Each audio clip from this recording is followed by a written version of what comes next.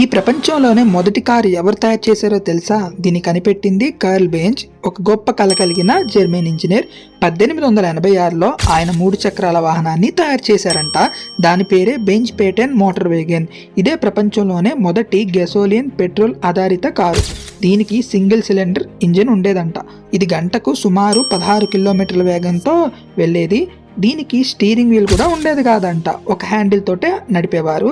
గుర్రాలు లేకుండా కదులుతున్న ఆ యంత్రాన్ని చూసి అప్పట్లో ప్రజలు ఆశ్చర్యపోయారంట. కొందరు భయపడితే మరి కొందరు అబ్బురపోయారు.